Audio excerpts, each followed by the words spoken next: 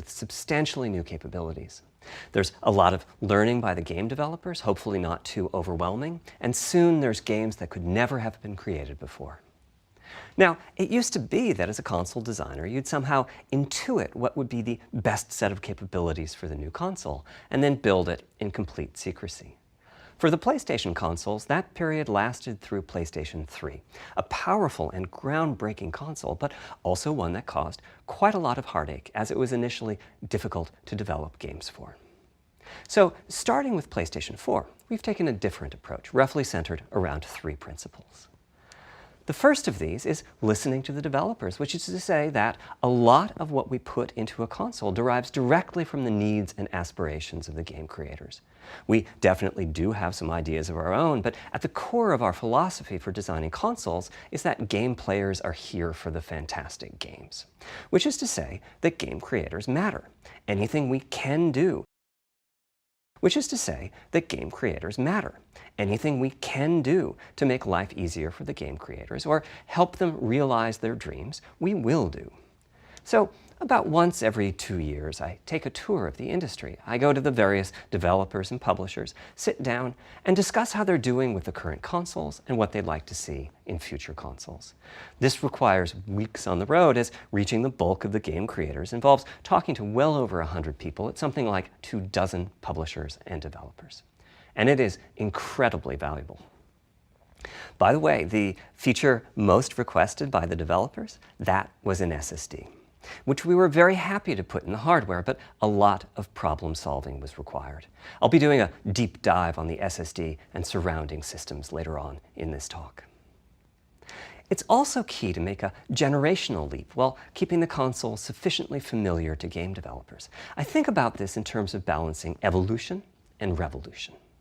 Now, with PlayStation 1, 2, and 3, the target was a revolution each time with a brand new feature set. That was great in many ways, but time for the developers to get up and running got longer with each console. In the past, I've called this time to triangle. Here's what I had for those 3 consoles. To be clear, I'm not talking about time to make a game. Developers will be ambitious, and it may take them 6 years or so to realize their vision. What I'm talking about is that dead time before graphics and other aspects of game development are up and running, and trying to minimize that. On the other hand, if we're trying to reduce that dead time to 0, that means the hardware architecture can't change at all. We're handcuffed. We need to judge for each feature what value it adds and whether it's worth the increase in developer time needed to support it. So with PlayStation 4, we were able to strike a pretty good balance between performance and familiarity. We got required learning back to PlayStation 1 levels. With PS5, the GPU was definitely the area we felt the most tension between adding new features and keeping a familiar programming model. Ultimately, I think we've ended up with something under a month of getting up to speed. That feels like we're striking about the right balance. I'll go into a bit more detail later today about our philosophy with the GPU and the specific feature set that resulted from it. It's also very important for us, as the hardware team, to find new dreams, by which I mean something other than CPU performance, GPU performance, and the amount of RAM. The increase in graphics performance over the past 2 decades has been astonishing, but there are other areas in which we can innovate and provide significant value to the game creators, and through them, the players. That's why the SSD was very much on our list of directions to explore, regardless of what came out of the conversations with game developers and publishers. The biggest feature in this category is the custom engine for audio. That's today's final topic. The push for vastly improved audio, and in particular 3D audio, isn't something that came out of the developer meetings. It's much more the case that we had a dream of what might be possible 5 years from now, and then worked out a number of steps we could take to set us on that path. So here again are the 3 principles, the first being enabling the desires of developers to drive the hardware design. To me, the SSD really is the key to the next generation. It's a game changer. And it was the #1 ask from developers for PlayStation 5. As in, we know it's probably impossible, but can you put an SSD in it? That was a discussion we were also having internally. It was clear that the presence of a hard drive in every PlayStation 4 was having a positive impact. A lot of things that would simply have been impossible at Blu-ray disc speeds were now possible. At the same time, though, in 2015 and 2016, when we were having these conversations, developers were already banging up against the limits of the hard drive, and a lot of developer time was being spent designing around slow load speeds. I want to focus in on just one number here, which is how long it takes to load a gigabyte of data from a hard drive.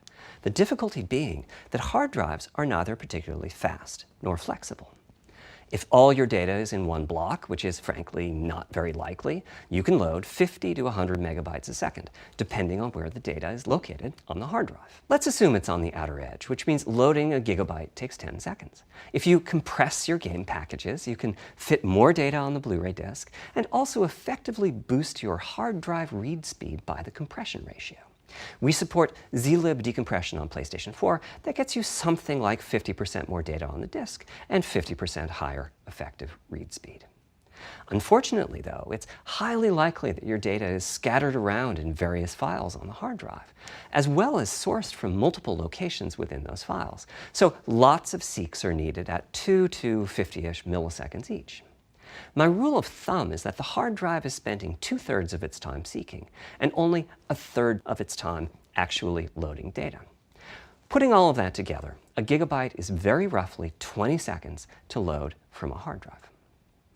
Now, a gigabyte is not much data. Games are using 5 or 6 gigabytes of RAM on PlayStation 4, so boot times and load times can get pretty grim.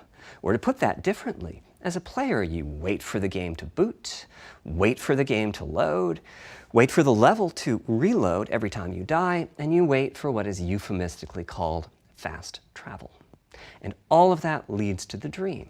What if we could have not just an SSD, but a blindingly fast SSD? If we could load 5 gigabytes a second from it, what would change?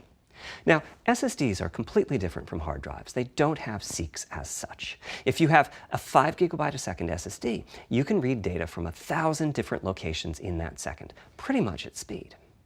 As for time to load a gigabyte, this is next gen we're talking about, so memory is bigger. Instead, we should be asking how long to load 2 gigabytes.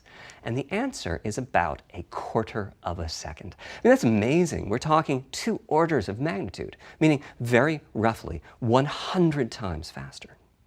Which means at 5 gigabytes a second for the SSD, the potential is that the game boots in a second. There are no load screens. The game just fades down while loading a half dozen gigabytes and fades back up again. Same for a reload. You're immediately back in the action after you die. And fast travel becomes so fast it's blink and you miss it. As game creators, we go from trying to distract the player from how long fast travel is taking, like those Spider-Man subway rides, to being so blindingly fast that we might even have to slow that transition down. Pretty cool, right? But for me, this is not the primary reason to change from a hard drive to an SSD. The primary reason for an ultra-fast SSD is that it gives the game designer freedom. Or to put that differently, with a hard drive, the 20 seconds that it takes to load a gigabyte can sabotage the game that the developer is trying to create. I think almost all of us in the room have experienced this, maybe in different ways. Say we're making an adventure game and we have 2 rich environments where we each want enough textures and models to fill memory, which you can do as long as you have a long staircase or elevator ride or a windy corridor where you can ditch the old assets and then take 30 seconds or so to load the new assets. Having a 30-second elevator ride is a little extreme. More realistically, we'd probably chop the world into a number of smaller pieces and then do some calculations with sight lines and run speeds like we did for Haven City when we were making Jak 2. The game is 20 years old, but not much has changed since then. All those twisty passages are there for a reason. There's a whole subset of level design dedicated to this sort of work, but still, it's a giant distraction for a team that just wants to make their game. So when I talked about the dream of an SSD, part of the reason for that 5 gigabyte a second target was to eliminate loads, but also part of the reason for that target was streaming. As in, what if the SSD is so fast that as the player is turning around, it's possible to load textures for everything behind the player in that split second? If you figure that it takes half a second to turn, that's 4 gigabytes of compressed data you can load. That sounds about right for next gen.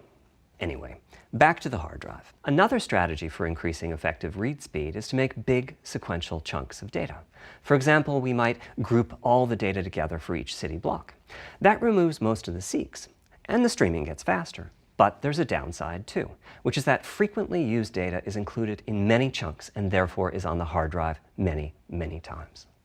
Marvel's Spider-Man uses this strategy, and though it works very well for increasing the streaming speed, there's a massive duplication as a result. Some of the objects like mailboxes or news racks are on the hard drive 400 times. What I'm describing here are things that cramp a creative director's style. Either level design gets a little bit boring in places, or the data is duplicated so many times that it no longer fits on the Blu-ray disc.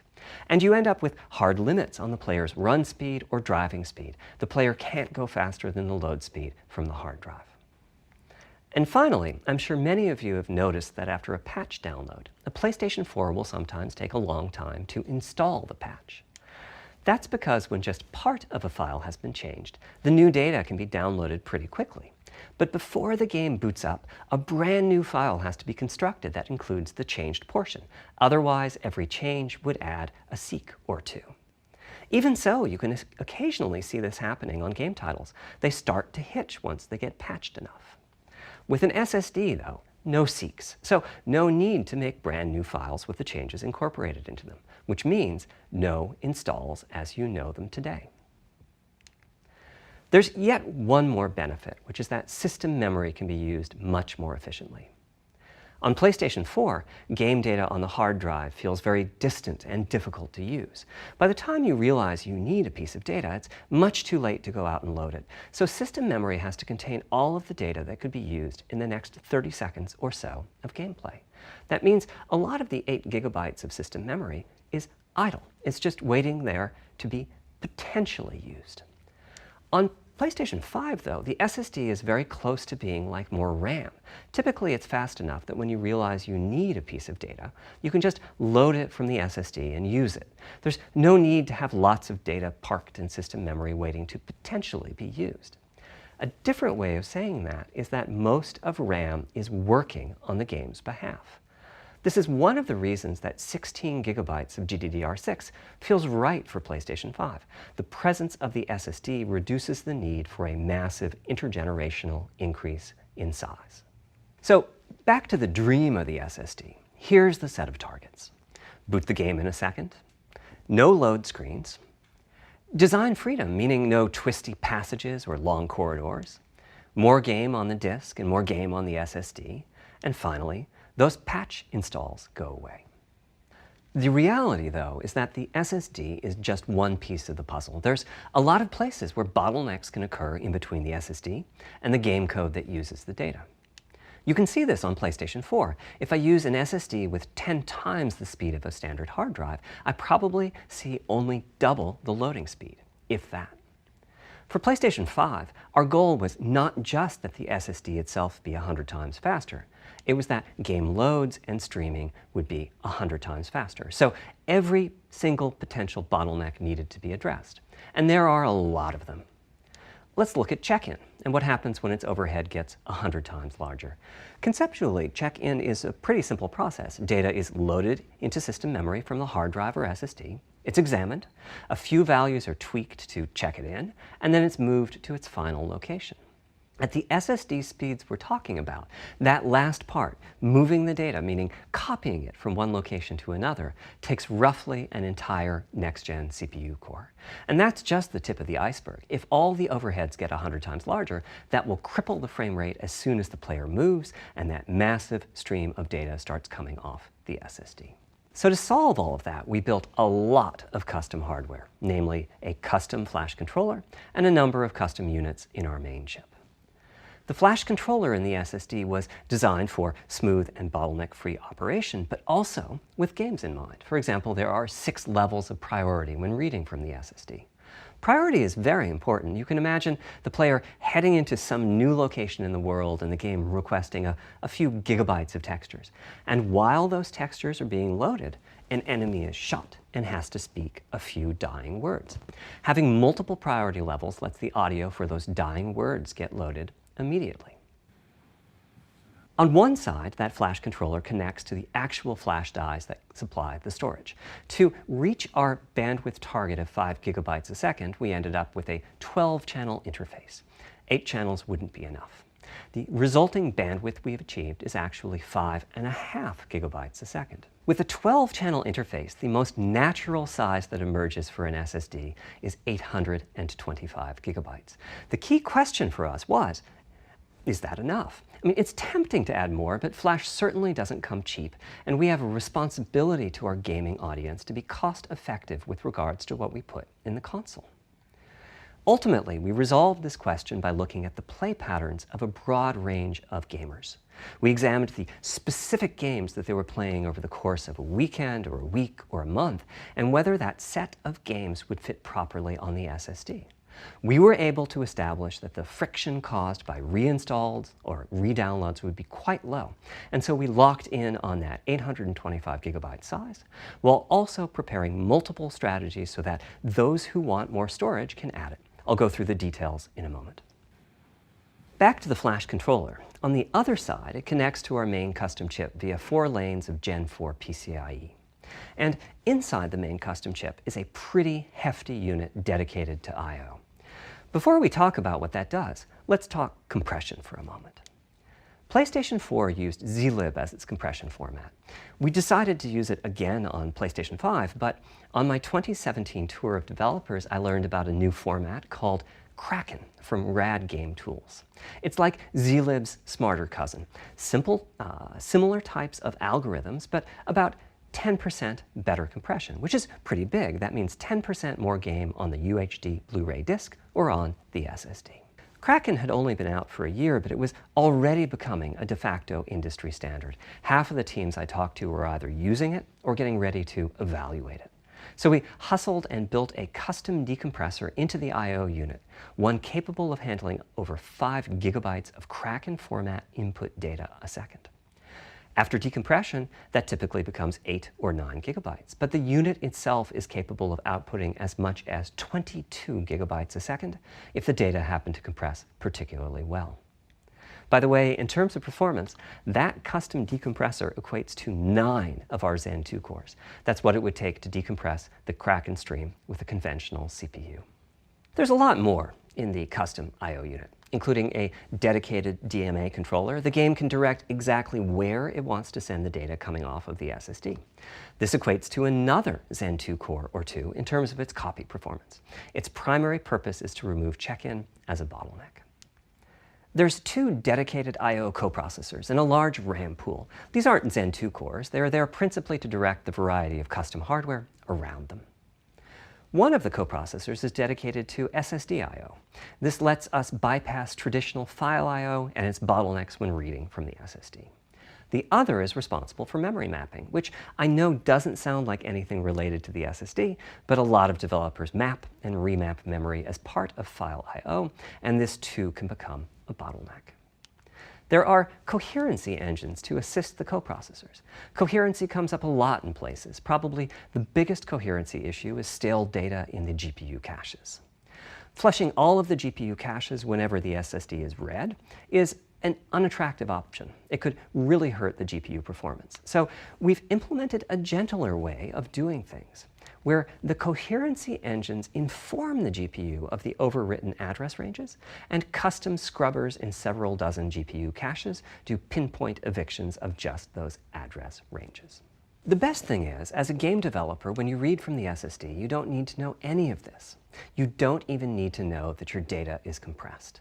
You just indicate what data you'd like to read from your original uncompressed file and where you'd like to put it, and the whole process of loading it happens invisibly to you and at very high speed. Back to the dream. Thanks to all of that surrounding hardware, our 5.5 gigabytes a second really should translate into something like 100 times faster I/O than PS4 and allow the dream of no load screens and super fast streaming to become a reality. Having said that, expandability of our SSD is going to be quite important. Flash is costly, and you may very well want to add storage to whatever we put in the console. Now, the kind of storage you need depends on how you're going to use it. If you have an extensive PlayStation 4 library and you'd like to take advantage of backwards compatibility to play those games on PlayStation 5, then a large external hard drive is ideal. You can leave your games on the hard drive and play them directly from there, thus saving the pricier SSD storage for your PlayStation 5 titles, or you can copy your active PlayStation 4 titles to the SSD. If your purpose in adding more storage is to play PlayStation 5 titles, though, ideally you would add to your SSD storage. We will be supporting certain M2 SSDs. These are internal drives that you can get on the open market and install in a bay in the PlayStation 5. As for which ones we support and when, I'll get to that in a moment. They connect through the custom I/O unit just like our SSD does, so they can take full advantage of the decompression, I/O coprocessors, and all the other features I was talking about. Here's the catch, though. That commercial drive has to be at least as fast as ours. Games that rely on the speed of our SSD need to work flawlessly with any M2 drive. When I gave the Wired interview last year, I said that the PlayStation 5 SSD was faster than anything available on PC. At the time, commercial M2 drives used PCIe 3.0, and 4 lanes of that cap out at 3.5 gigabytes a second. In other words, no PCIe 3.0 drive can hit the required spec. M2 drives with PCIe 4.0 are now out in the market. We're getting samples and seeing 4 or 5 gigabytes a second from them. By year's end, I expect there will be drives that saturate 4.0 and support 7 gigabytes a second. Having said that, we are comparing apples and oranges, though, because that commercial M2 drive will have its own architecture, its own flash controller, and so on. For example, the NVMe specification lays out a priority scheme for requests that the M2 drives can use. And that scheme is pretty nice, but it only has 2 true priority levels. Our drive supports 6. We can hook up a drive with only 2 priority levels, definitely, but our custom I/O unit has to arbitrate the extra priorities rather than the M2 drive's flash controller. And so the M2 drive needs a little extra speed to take care of issues arising from the different approach. That commercial drive also needs to physically fit inside of the bay we created in PlayStation 5 for M2 drives. Unlike internal hard drives, there's unfortunately no standard for the height of an M2 drive, and some M2 drives have giant heat sinks. In fact, some of them even have their own fans. Right now, we're getting M2 drive samples and benchmarking them in various ways. When games hit beta as they get ready for the PlayStation 5 launch at year-end, we'll also be doing some compatibility testing to make sure that the architecture of particular M2 drives isn't too foreign for the games to handle. Once we've done that compatibility testing, we should be able to start letting you know which drives will physically fit and which drive samples have benchmarked appropriately high in our testing. It would be great if that happened by launch, but it's likely to be a bit past it, so please hold off on getting that M2 drive until you hear from us. Okay, back to our principles. Balancing evolution and revolution is the second of them. This was definitely a recurring theme with the GPU. We need new GPU features and capabilities. If we only have more performance, it's not really a new generation of console. Of course, many of these capabilities result in more performance. That's part of why a PlayStation 5 teraflop is more powerful than a PlayStation 4 teraflop. But we aren't just looking for the performance. We also need the ability to do something with the GPU that could not have been done before. And we need higher performance per watt. Every time we double the performance of some GPU component, we don't want to find out we've doubled the power consumed and the heat produced. But at the same time, we have to make sure the GPU can run PS4 games, and we have to ensure that the architecture is easy for the developers to adopt. Now, backwards compatibility was handled masterfully by AMD. They treated it as a key need throughout the design process. As our solution to adding new features without blindsiding developers, we made sure that if there were new significant features, it would be optional to use them. The GPU supports ray tracing, but you don't have to use ray tracing to make your game. The GPU supports primitive shaders, but you can release your first game on PlayStation 5 without making any use of them. Before I get into the capabilities of the GPU, I'd like to make clear 2 points that can be quite confusing. First, we have a custom AMD GPU based on their RDNA 2 technology. What does that mean? AMD is continuously improving and revising their tech. For RDNA 2, their goals were, roughly speaking, to reduce power consumption by re-architecting the GPU to put data close to where it's needed, to optimize the GPU for performance, and to add a new, more advanced feature set. But that feature set is malleable, which is to say that we have our own needs for PlayStation, and that can factor into what the AMD roadmap becomes. So collaboration is born. If we bring concepts to AMD that are felt to be widely useful, then they can be adopted into RDNA 2 and used broadly, including in PC GPUs. If the ideas are sufficiently specific to what we're trying to accomplish, like the GPU cache scrubbers I was talking about, then they end up being just for us. If you see a similar discrete GPU available as a PC card at roughly the same time as we release our console, that means our collaboration with AMD succeeded in producing technology useful in both worlds. It doesn't mean that we as Sony simply incorporated the PC part into our console. This continuous improvement in AMD technology means it's dangerous to rely on teraflops as an absolute indicator of performance, and CU count should be avoided as well. In the case of CPUs, we all understand this. The PlayStation 4 and PlayStation 5 each have 8 CPUs, but we never think that meant the capabilities and performance are equal. It's the same for CUs. For one thing, they've been getting much larger over time. Adding new features means adding lots of transistors. In fact, the transistor count for a PlayStation 5 CU is 62% larger than the transistor count for a PlayStation 4 CU. Second, the PlayStation 5 GPU is backwards compatible with PlayStation 4. What does that mean? One way you can achieve backwards compatibility is to put the previous console's chipset in the new console, like we did with some PlayStation 3s, but that's of course extremely expensive. A better way is to incorporate any differences in the previous console's logic into the new console's custom chips, meaning that even as the technology evolves, the logic and feature set that PlayStation 4 and PlayStation 4 Pro titles rely on is still available in backwards compatibility modes. One advantage of this strategy is that once backwards compatibility is in the console, it's in. It's not as if a cost down will remove backwards compatibility like it did on PlayStation 3. Achieving this unification of functionality took years of efforts by AMD, as any roadmap advancement creates a potential divergence in logic. Running PS4 and PS4 titles at boosted frequencies has also added complexity. The boost is truly massive this time around, and some game code just can't handle it. Testing has to be done on a title-by-title basis. Results are excellent, though. We recently took a look at the top 100 PlayStation 4 titles as ranked by playtime, and we're expecting almost all of them to be playable at launch on PlayStation 5. With regards to new features, as I said, our strategy was to try to break new ground, but at the same time not to require use of the new GPU capabilities. For more than a decade, GPUs have imposed a restriction on game engines.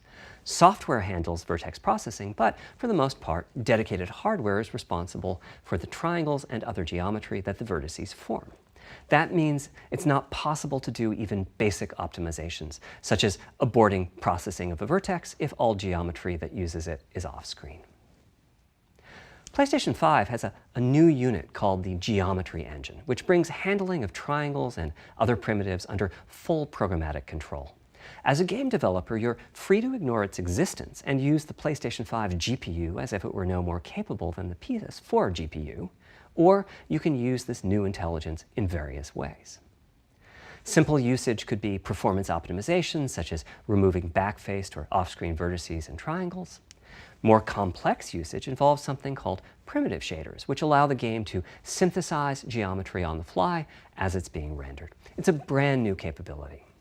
Using primitive shaders on PlayStation 5 will allow for a broad variety of techniques, including smoothly varying level of detail, addition of procedural detail to close-up objects, and improvements to particle effects and other visual special effects. Another major new feature of our custom RDNA 2-based GPU is ray tracing, using the same strategy as AMD's upcoming PC GPUs. The CUs contain a new specialized unit called the intersection engine, which can calculate the intersection of rays with boxes and triangles. To use the intersection engine, first you build what is called an acceleration structure. It's data in RAM that contains all of your geometry. There's a specific set of formats you can use. They're variations on the same BVH concept. Then, in your shader program, you use a new instruction that asks the intersection engine to check a ray against the BVH. While the intersection engine is processing the requested ray triangle or ray box intersections, the shaders are free to do other work. Having said that, the ray tracing instruction is pretty memory intensive, so it's a good mix with logic-heavy code. There's of course no need to use ray tracing. PS4 graphics engines will run just fine on PlayStation 5, but it presents an opportunity for those interested. I'm thinking it'll take less than 1 million rays a second to have a big impact on audio. That should be enough for audio occlusion and some reverb calculations. With a bit more of the GPU invested in ray tracing, it should be possible to do some very nice global illumination. Having said that, adding ray-traced shadows and reflections to a traditional graphics engine could easily take hundreds of millions of rays a second, and full ray tracing could take billions. How far can we go? I'm starting to get quite bullish. I've already seen a PlayStation 5 title that's successfully using ray tracing-based reflections in complex animated scenes with only modest costs. Another set of issues for the GPU involved size and frequency. How big do we make the GPU, and what frequency do we run it at? This is a balancing act. The chip has a cost, and there's a cost for whatever we use to supply that chip with power and to cool it. In general, I like running the GPU at higher frequency. Let me show you why. Here's 2 possible configurations for a GPU roughly of the level of the PlayStation 4 Pro. This is a thought experiment. Don't take these configurations too seriously. If you just calculate teraflops, you get the same number. But actually, the performance is noticeably different because teraflops is defined as the computational capability of the vector ALU.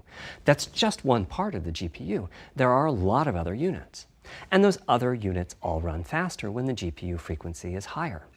At 33% higher frequency, rasterization goes 33% faster. Processing the command buffer goes that much faster. The L2 and other caches have that much higher bandwidth, and so on. About the only downside is that system memory is 33% further away in terms of cycles. But the large number of benefits more than counterbalance that. As a friend of mine says, a rising tide lifts all boats.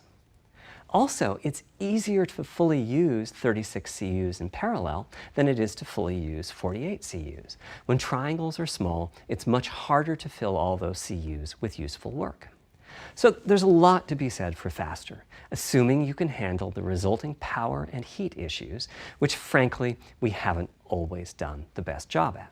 Part of the reason for that is, historically, our process for setting CPU and GPU frequencies has relied on some heavy-duty guesswork with regards to how much electrical power games will consume and how much heat will be produced as a result inside of the console. Power consumption varies a lot from game to game. When I play God of War on my PS4 Pro, I know the power consumption is high just by the fan noise. But power isn't simply about engine quality. It's about the minutiae of what's being displayed and how. It's counterintuitive, but processing dense geometry typically consumes less power than processing simple geometry, which is, I suspect, why Horizon's map screen, with its low triangle count, makes my PS4 Pro heat up so much. Our process on previous consoles has been to try to guess what the maximum power consumption during the entire console lifetime might be, which is to say, the worst case scene in the worst case game, and prepare a cooling solution that we think will be quiet at that power level. If we get it right, fan noise is minimal. If we get it wrong, the console will be quite loud for the higher power games, and there's even a chance that it might overheat and shut down if we misestimate power too badly. PlayStation 5 is especially challenging because the CPU supports 256-bit native instructions that consume a lot of power. These are great here and there, but presumably only minimally used. Or are they? If we plan for major 256-bit instruction usage, we need to set the CPU clock substantially lower or noticeably increase the size of the power supply and fan. So, after much discussion, we decided to go with a very different direction on PlayStation 5. We built a GPU with 36 CUs. Mind you, RDNA2 CUs are large. Each has 62% more transistors than the CUs we were using on PlayStation 4. So if we compare transistor counts, 36 RDNA2 CUs equates to roughly 58 PlayStation 4 CUs. It is a fairly sizable GPU. Then we went with a variable frequency strategy for PlayStation 5, which is to say we continuously run the GPU and CPU in boost mode. We supply a generous amount of electrical power and then increase the frequency of GPU and CPU until they reach the capabilities of the system's cooling solution. It's a completely different paradigm. Rather than running at constant frequency and letting power vary based on the workload, we run at essentially constant power and let the frequency vary based on the workload. We then tackled the engineering challenge of a cost-effective and high-performance cooling solution designed for that specific power level. In some ways, it becomes a simpler problem because there are no more unknowns. There's no need to guess what power consumption the worst-case game might have. As for the details of the cooling solution, we're saving them for our teardown. I think you'll be quite happy with what the engineering team came up with. So, how fast can we run the GPU and CPU with this strategy? The simplest approach would be to look at the actual temperature of the silicon die and throttle the frequency on that basis. But that won't work. It fails to create a consistent PlayStation 5 experience. It wouldn't do to run a console slower simply because it was in a hot room. So rather than look at the actual temperature of the silicon die, we look at the activities that the GPU and CPU are performing and set the frequencies on that basis, which makes everything deterministic and repeatable. While we're at it, we also use AMD's Smart Shift technology and send any unused power from the CPU to the GPU so it can squeeze out a few more pixels. The benefits of this strategy are quite large. Running a GPU at 2 GHz was looking like an unreachable target with the old fixed frequency strategy. With this new paradigm, we're able to run way over that. In fact, we have to cap the GPU frequency at 2.23 GHz so that we can guarantee that the on-chip logic operates properly.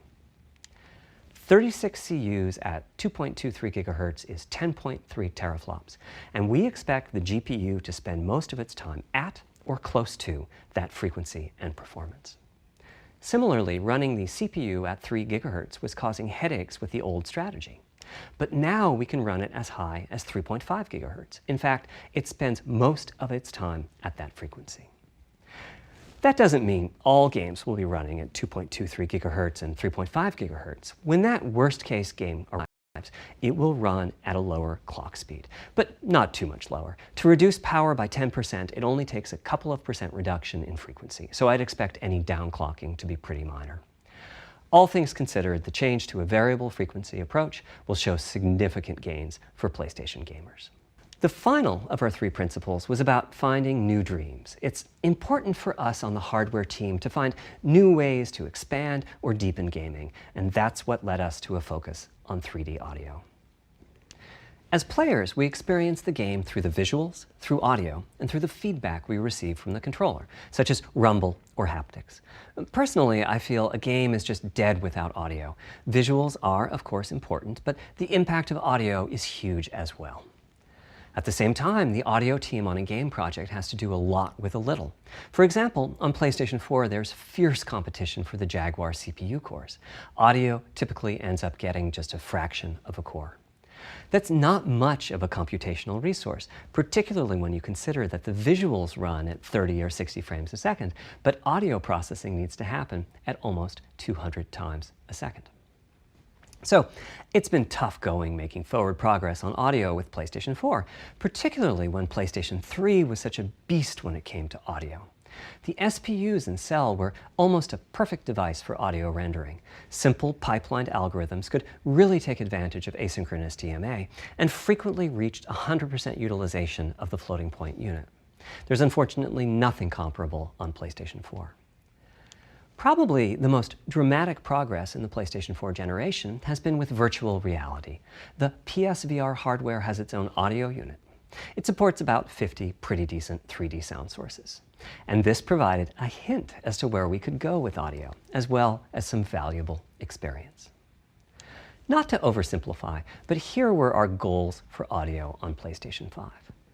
The first goal was great audio for everyone, not just VR users or soundbar owners or headphone users. That meant audio had to be part of the console. It couldn't be a peripheral. The second goal was to support hundreds of sound sources. We didn't want developers to have to pick and choose what sounds would get 3D effects and which wouldn't. We wanted every sound in the game to have dimensionality. And finally, we wanted to really take on the challenges of presence and locality. Now, when we say presence, we mean the feeling that you're actually there. You've entered the matrix. It's not, of course, something we thought we could perfectly achieve, but the idea was that if we stopped using just a rain sound and instead used lots of 3D audio sources for raindrops hitting the ground at all sorts of locations around you, then at some point your brain would take a leap and you'd begin to have this feeling of real presence inside the virtual world of the game. This has the capacity to affect your appreciation of the game, just like music in a game does. The concept of locality is simpler. It's just your sense of where the audio is coming from, to the right of you, behind you, above you. This can immerse you further in the game, and it can also directly enhance the gameplay. To use Dead Space as an example, I know, old school, you're fighting enemies in fairly dark, spooky locations. Back in the day, if you played the game using the TV speakers, you could tell that there was one last enemy growling and hunting you down, but it was difficult to tell quite where that enemy was. With headphones, you could tell that the enemy was somewhere on the right, which let you deduce, if you couldn't see it, that it must be somewhere behind and to your right. But with 3D audio with good locality, the idea is you know the enemy precisely there, and you turn and you take it out. So, how do we know where a sound is coming from in the first place? Well, all those bumps and folds in the ear have a meaning, evolutionarily speaking. Based on where the sound is coming from, sound waves bounce around inside the ear, there's some constructive and destructive interference, and the result is a change in volume. The phase of the sound also shifts, depending on what path the sound wave took to reach the ear canal. These volume changes and phase shifts are different for each direction and also vary depending on the frequency of the sound. Head size and head shape also impact the sound in a fashion. The way that the sound changes, based on direction and frequency, can be encoded in a table called the head-related transfer function, or HRTF. Here's part of one. The vertical axis is the frequency, the horizontal axis is the direction, front, back, left, right, and the color, the degree of attenuation of the sound at that frequency. The HRTF is as unique to an individual as a fingerprint is. In fact, you're looking at mine right now. Here's how we measure an HRTF. We've taken hundreds of people through this process. We put a microphone in the subject's left and right ear canals, and then sit the subject down in the middle of an array of 22 speakers. We then play an audio sweep from each speaker as we rotate the subject. In the course of 10 or 20 minutes, we're able to sample the HRTF at over 1,000 locations. Using an HRTF when rendering audio creates unparalleled quality, but it's computationally expensive. The simplest way to use an HRTF is to process a sound source to make it appear as if it's coming from one of those 1,000 locations we sample. Unfortunately, the processing has to be done in frequency domain rather than time domain, so there's multiple fast Fourier transforms needed for every sound source for every audio tick. That's a lot of multiplies. This computational complexity was the determining factor for our strategy. It meant we had to bite the bullet and design and build a custom hardware unit for 3D audio. Collectively, we're referring to the hardware unit and the proprietary algorithms we run on it as Tempest 3D Audio Tech. The meaning of 3D audio and technology should be pretty obvious here. As for Tempest, I feel it really reflects our goals with audio. It suggests a certain intensity of experience and also hints at your presence within it. We're calling the hardware unit that we built the Tempest engine. It's based on AMD's GPU technology. We modified a compute unit in such a way as to make it very close to the SPUs in PlayStation 3. Remember when I said that they were ideal for audio? So the Tempest engine has no caches, just like an SPU. All data access is via DMA, just like an SPU. Our target was that it would have more power than a CPU, thanks to the parallelism that a GPU can achieve, and that it would be more efficient than our GPU, thanks to the SPU-like architecture. The goal being to make possible near 100% utilization of the CU's vector units. Where we ended up is a unit with roughly the same SIMD power and bandwidth as all 8 Jaguar cores in the PlayStation 4 combined. If we were to use the same algorithms as PSVR, that's enough for something like 5,000 sound sources. But of course, we want to use more complex algorithms, and we don't need anything like that number of sounds. It would have been wonderful if a simpler strategy, such as using Dolby Atmos peripherals, could have achieved our goals, but we wanted 3D audio for all, not just those with licensed soundbars or the like. Also, we wanted many hundreds of sound sources, not just the 32 that Atmos supports. And finally, we wanted to be able to throw an overwhelming amount of processing power at the problem, and it wasn't clear what any peripheral might have inside of it. In fact, with the Tempest engine, we've even got enough power that we can allocate some to the games, to the extent that games want to make use of convolution reverb and other algorithms that are either computationally expensive or need high. But the primary purpose of the Tempest engine remains 3D audio. Now, 3D audio is a major academic research topic. It's safe to say that no one in the world has all of the answers. And the set of algorithms that has to be invented, tuned, or implemented to realize our vision for 3D audio is immense. For example, use of HRTFs in games is quite complex. Before, I talked about making a sound source appear as if it's coming from one of those 1,000 HRTF sample locations. But for high-quality 3D game audio,